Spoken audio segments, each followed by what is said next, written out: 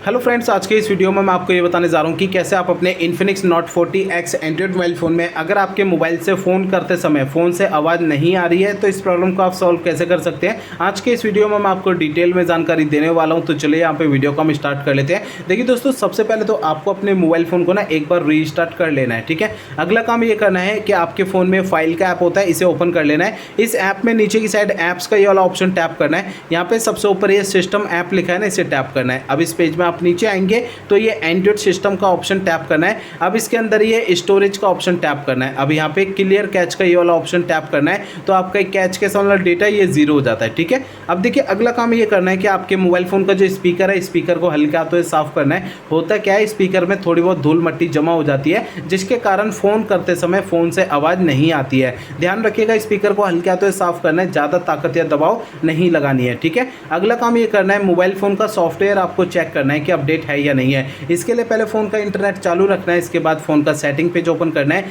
इसमें आपको नीचे की साइड में सिस्टम का ऑप्शन टैप करना है, यहाँ पे रीसेट ऑप्शन टैप करना है। अब यहाँ पे इरेज ऑल डेटा ये बैक पेज पे जाना है दोस्तों आपको, तो ये सिस्टम अपडेट पे टैप करना है। रीसेट ऑप्शन टैप नहीं करना है, सिस्टम अपडेट पे टैप करना है। अब यहाँ पे ऑनलाइन अपडेट पे टैप करना है। अब आपको इस वाले पेज पे कोई भी अपडेट का बटन या डाउनलोड इंस्टॉल अगर यहाँ पे लिखा हुआ दिखाई देता है तो उसे आपको टैप करके फ़ोन का सॉफ्टवेयर अपडेट करना है। ठीक है, अब आपको मोबाइल फ़ोन को रीसेट करना है। देखिए, मोबाइल फ़ोन को रीसेट आपको तब करना है जब मेरे बताए हुए पिछले प्रोसेस कोई भी काम नहीं करते हैं, तब आपको फ़ोन को रीसेट करना है, अदरवाइज नहीं करना है। फ़ोन को रीसेट करने के लिए फ़ोन का सेटिंग पेज ओपन करिए। इसमें आपको नीचे की साइड सिस्टम पे टैप करना है, यहाँ पे रीसेट ऑप्शन टैप करना है। इसके अंदर erase all data factory reset पे टैप करेंगे तो इससे आपका फ़ोन रीसेट हो जाएगा और आपकी प्रॉब्लम सॉल्व हो जाएगी। लेकिन फ़ोन को रीसेट करने से पहले दो बातों का ध्यान रखना है। पहली बात ये ध्यान रखनी है, आपके फ़ोन का जो डेटा है उसका बैकअप ले लीजिए अपने फ़ोन में। और दूसरी बात ये ध्यान रखनी है, आपके फ़ोन की जीमेल आईडी और उसका पासवर्ड आपको पहले से नोट करके रख लेना है। तो ये दो काम पहले करने हैं, उसके बाद फ़ोन को रीसेट करना है। ठीक है,